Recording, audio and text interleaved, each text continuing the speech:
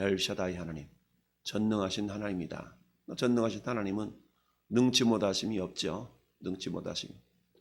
능치 못하실 일 전혀 없네. 할렐루야. 능치 못하실 일이 전혀 없으신 그 하나님께서 결국 백세가 되어서, 어찌 보면 하나님은 아브라함에게 그보다 더 일찍 자녀를 주실 수도 있었을 거예요. 그런데 사례를 통하여서 이스마엘을 낳게 됨으로 말미암아 하나님이 14년 동안이나 침묵하셨잖아요.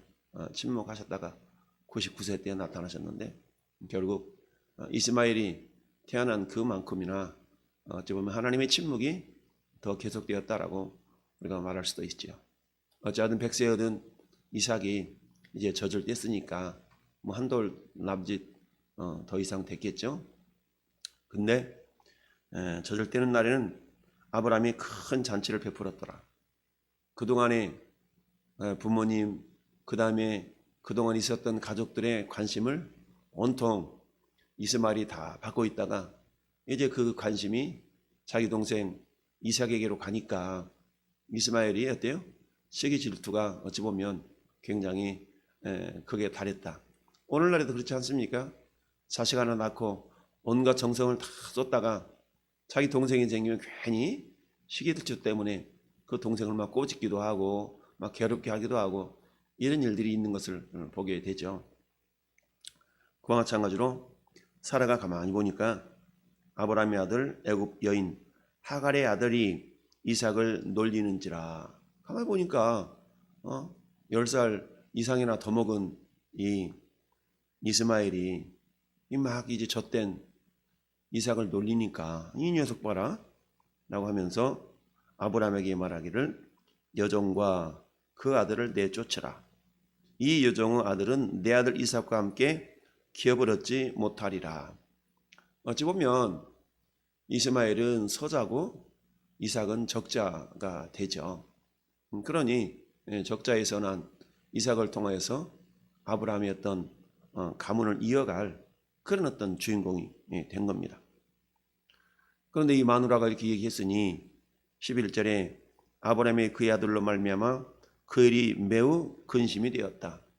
왜요? 아브라함은 이스마엘도 자기 아들, 이삭도 자기 아들인데 사라 입장에서 본다 그러면 이삭만 내 아들이고 이스마엘은 자기 첩의 아들, 자기 여종의 아들이었기 때문에 어찌 보면 이삭만큼 이 이스마엘에게 대한 애정이나 이런 것이 있을 수가 없죠. 자, 그러고 근심하고 있었는데 이 근심거리가 매우 근심이 되었다. 아브라함의 마음속에 매우 근심이 되었어요. 그러자 하나님께서 이 모습을 보셨죠. 그래서 12절에 하나님이 아브라함에게 이르시되 내 아이나 내 여종으로 말미암아 근심하지 말고 사라가 네게 이른 말을 다 들으라. 이삭에게서 나는 자라야 내 씨라 부를 것임이니라. 결국 이 하갈에게서 난 이스마엘과 그리고 사라에게서 난 이삭, 이 두 아들을 신약성경에 들어와서 사도 바울은 갈라디아서에서 두 비유다라고 말씀하고 있죠. 또한 두 언약이다 라고 얘기를 하고 있습니다. 그러면서 하나님이 말씀하시기를 이삭에게서 나는 자라야 내 씨라. 왜? 하나님께서는 이미 그렇게 아브라함에게 약속하셨기 때문이죠. 그러나 여종의 아들도 내 씨니 내가 그로 한 민족을 이루게 하리라 하신지라. 그러면서 아브라함의 아침에 일찍이 일어나서 떡과 물 한 가죽 부대를 가져다가 하갈의 어깨에 메어주고 떠나게 했다. 근데 하갈의 고향은 어디예요? 하갈의 고향은 애굽이죠. 그러니까 남으로 가면 자기 고향으로 가는 거예요. 그런데 브엘세바 광야에서 방황했다는 얘기는 길을 잃어버렸다는 얘기죠. 남쪽으로 가서 자기 고향으로 가면 될 터인데 그렇게 가지 못하고 방황하고 있었는데 그러다 보니까 어때요? 가죽 부대 물이 다 떨어졌다. 이런 상황 속에서 이제 하갈이는 얼마나 마음속에 원통했겠어요? 기껏 내가 여주인이 되나 보다라고 일말의 기대를 가졌댔는데 오히려 쫓겨났으니까, 그래서 어떻게 해요? 이세마를 여기다 놔두고 화살 한바탕 떨어질 쯤 되니까 그래도 몇백 미터 떨어져서 그야말로 대성통곡을 한 거죠. 그랬더니 하나님께서 하갈과 이스마엘의 소리를 들으셨다. 그래서 하나님의 사자를, 천사를 지금 보내신 거죠. 그러면서 하갈을 불러 이르시되 하갈아 무슨 일이냐, 두려워하지 말라. 하나님이 저기 있는 아이의 소리를 들으셨나니 일어나 아이를 일으켜 내 손으로 붙들라. 그가 큰 민족을 이루게 하리라 하시니라. 지금 현실은 어떤 현실이에요? 지금 목이 말라 죽을 상황이고 이런 상황인데 이 아이를 큰 민족을 이루게 하겠다 라고 하나님이 이루어하시면서 말씀하시니까 한편으로는 믿겨지지 않겠죠. 그런데 하나님이 하갈의 눈을 밝혀주니까 샘물이 보였더라. 그래서 그 샘물에 가서 물을 떠다가 이제 이스마엘에다 먹이고 이렇게 해서 결국은 그 광야에서 정착해 거주하면서 활 쏘는 자가 되었다. 그 용맹스럽게 자라게 되었다는 얘기고, 그러면서 그가 바란 광야에 거주할 때에 그의 어머니가 그를 위하여 애굽 땅에서 아내를 얻어 주었더라. 자기 어머니 이 하갈이가 애굽 여인이었기 때문에 자기 아들도 애굽 여인을 아내로 맞이하게 해 주었다라는 이야기인데, 결국 하나님께서는 아브라함의 가문에서 비록 쫓겨나긴 했지만 그러나 이런 하갈에게도 하나님 은혜를 주시고 이스마엘에게도 복을 주셨던 거죠. 그래서 어때요? 이 이스마엘도 저 한번 넘겨봅시다. 25장까지 한번 넘겨볼까요? 25장 12절 보면 이스마엘의 후예라고 나오죠. 자, 그래서 보니까 사라의 여종 애굽인 하갈이 아브라함에게 낳은 아들 이스마엘의 족보는 이러하니라. 이스마엘의 아들들의 이름은 그 이름과 그의 세대대로 이와 같으니라. 이스마엘의 장자는 느바요시가 쭉 보니까 몇 명을 낳았어요? 보니까 12명을 낳았습니다. 12명. 그래서 12방백을 이루는 그런 어떤 하나님의 복을 하나님께서 그에게도 허락해 주셨다라는 이야기입니다. 자, 오늘 본문에 하갈의 아들과 그리고 사라의 아들, 두 아들을 우리에게 하나님께서 이렇게 읽게 하시고 보여준 의미는 무엇이냐? 결국 하갈이 이스마엘을 잉태하게 된 배경은 결국 어때요? 하나님의 생각이 아니라 누구 생각이었어요? 그것은 사라의 생각이었죠. 인간의 생각이었다는 얘기입니다. 그러나 이삭은 철저하게 하나님의 생각, 하나님의 뜻이었죠. 이처럼 이 땅의 흐름 자체는 인간의 생각대로 흘러가는 하나의 흐름이 있고 하나님의 계획대로, 하나님의 뜻대로 흘러가는 그런 흐름이 있다. 이것은 비단 아브라함 때뿐만 아니라 오늘 이 시대를 살아가는 저와 여러분이 살아가는 이 시대에도 여전히 두 가지 흐름 속에서 인류는 이루어져 가고 있다라는 얘기입니다. 그런데 하나님은 비록 인간이 자기들의 생각에 따라서 살아가는 세대를 할지라도 이 땅에서 생명을 부지하고 살아갈 수 있는 자비, 은혜는 허락해 주신다라는 얘기죠. 이것을 다른 말로 말하면 일반 은총, 일반 은혜라고 말합니다. 그러나 약속의 자녀로 살아간다는 얘기는 일반 은혜로만 살아가는 것이 아니라 하나님의 특별 은혜가 필요하다. 다른 말로 말하면 특별 은총이라고도 얘기합니다. 특별 은혜라는 것은 하나님의 약속, 즉 하나님의 약속은 뭡니까? 하나님의 말씀은 성경이죠. 즉 성경을 근거로 해서 살아가는 한 흐름이 있을 수가 있습니다. 따라서 오늘 이 시대에 저나 여러분들은 어떤 흐름 속에서 살아가야 됩니까? 당연히 우리는 하나님의 약속의 흐름 속에서 살아가고 있는 자들이죠. 이것을 뭐라고 말씀하냐면 약속의 자녀다라고 말씀하고 있습니다. 그래서 하갈을 통해서 태어난 이스마엘의 후손은 육신을 따르는 자다. 그리고 사라를 통해서 태어난 이삭의 후손들은 약속을 따르는 자다라고 말씀하고 있습니다. 우리가 하나님의 나라 천국에 들어가는 것은 육신으로는 들어갈 수가 없죠.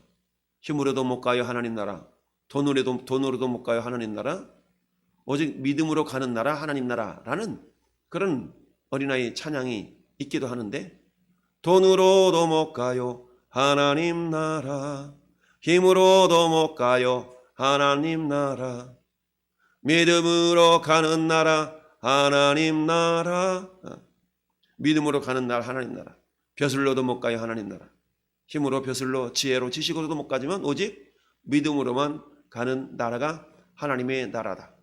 하나님은 아브라함과 언약을 맺으시면서 하나님의 나라를 이루어 가기를 원하셨죠. 그 하나님 나라를 이루어 가기 위해서는 반드시 필요한 것이 국민, 백성이죠.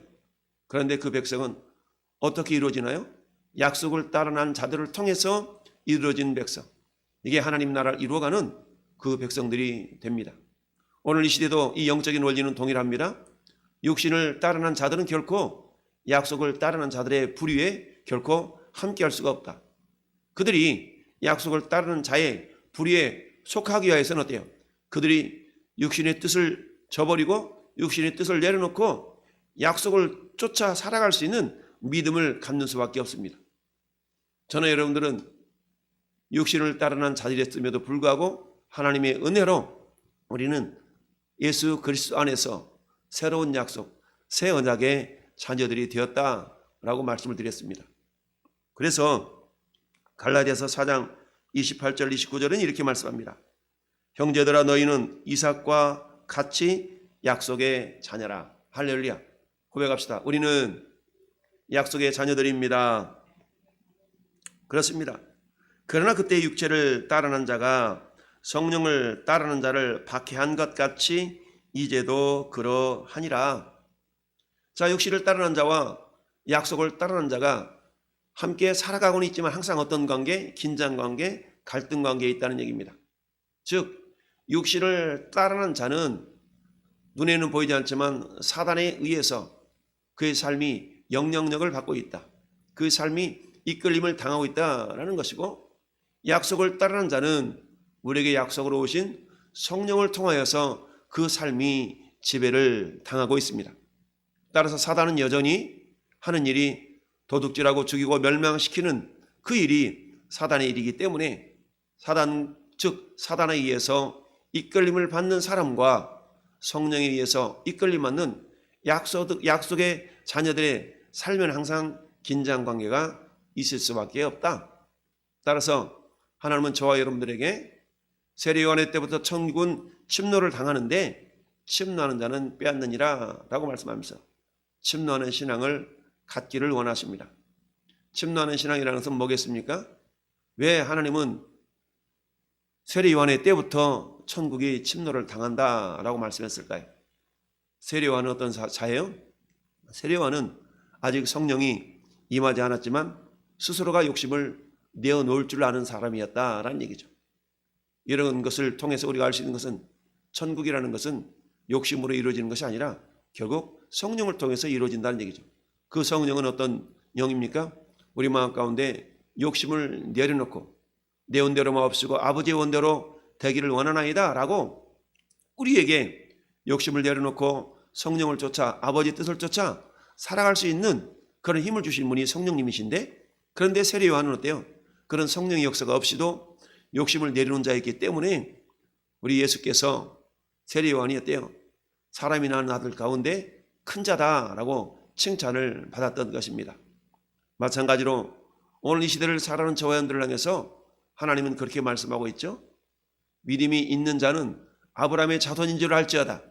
저는 여러분들은 혈통적으로는 아브라함의 자손이 될 수 없지만 그걸 하나님은 약속을 따라난 이삭을 하나님이 유업을 이을 자라고 말씀하신 것 같이, 자 오늘 10절 말씀에 있는 것처럼 이삭과 함께 기업을 얻지 못하리라. 이삭만이 기업을 얻을 자다라는 사례의 말처럼 전에 여러분들이 이어받을 그 기업은 뭡니까? 나의 영원하신 기업 생명보다 귀하다. 나의 갈 길 다 가도록. 우리의 영원한 기업이 뭡니까? 그 기업은 예수 그리스도이십니다. 예수 그리스도가 우리의 기업이 되어지고 예수 그리스도가 우리의 기업이 되기 때문에 예수님이 계시는 저 영원한 하늘나라에 우리가 들어갈 수가 있는 것이지요. 따라서 저는 여러분들은 자 아브라함의 자손 믿음이 있는 자는 아브라함과 함께 복을 받는다.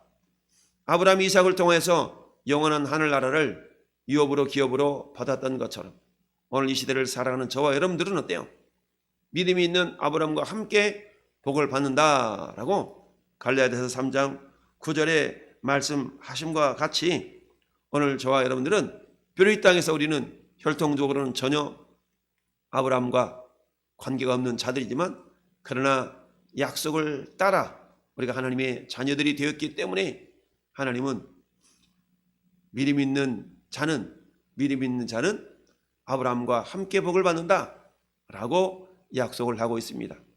아브라함이 누렸던 그 복, 그것은 뭡니까? 창세기 12장에 하나님께서 내가 너로 많은 민족의 조상이 되게 하겠다라는 것뿐만 아니라 너를 축복하는 자를 내가 축복하고 너를 저주하는 자를 내가 저주하리라. 천하 만민이 너로 말미암아 복을 얻으리니 너는 복이 될지라. 할렐루야. 따릅시다. 나는 복의 통로입니다. 그렇습니다. 우리는 복의 통로입니다. 너가 복이 될지라. 너는 복의 근원이 될지라라고 우리 개역성경은 번역을 하고 있죠.